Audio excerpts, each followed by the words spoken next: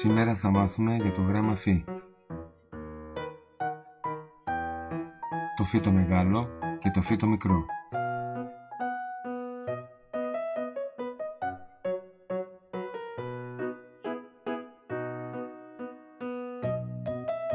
Φ κεφαλαίο, Φ μικρό.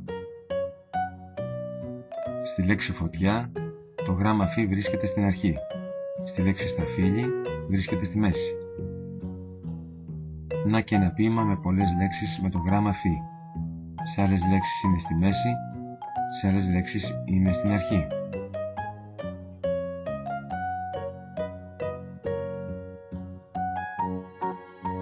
Γράμμα Φ λοιπόν.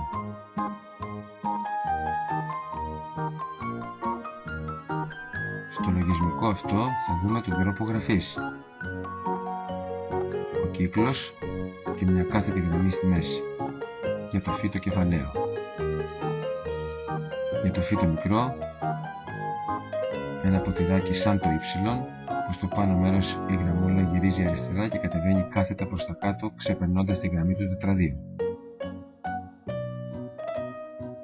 Πάμε να το γράψουμε σε αυτό το λογισμικό ζωγραφικής, το RNA. Κάνουμε τη γραμμή του τετραδίου στο κάτω μέρος και τη γραμμή του τετραδίου στο πάνω μέρος. Επιλέγουμε το χρώμα που μας αρέσει. Εδώ επιλέγουμε το κόκκινο. Επιλέγουμε και το πάχος του μολυβιού ή του μαρκαδόρου που θα γράψουμε και ξεκινάμε κάνοντας τον κύκλο.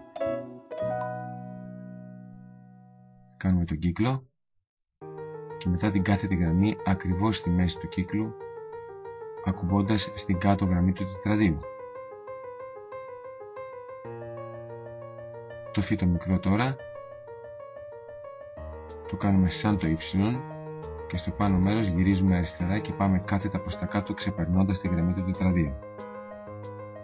Μπορούμε να το γράψουμε όμως και με δεύτερο τρόπο, με έναν κύκλο που σε ύψος είναι στο μισό από το κεφαλαίο, ακουμπάμε στη γραμμή του τετραδίου και μετά η κάθετη γραμμή κόβει τον κύκλο στη μέση, ξεπερνώντας προς τα κάτω τη γραμμή του τετραδίου.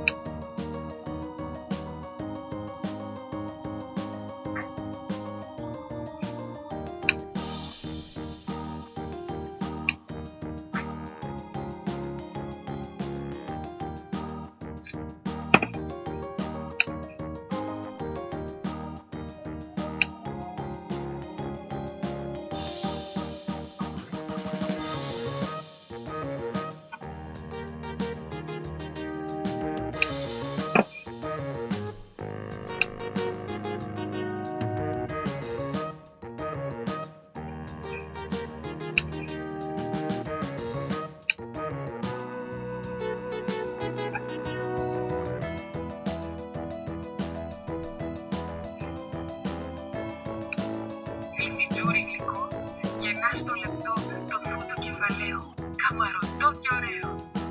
Φου.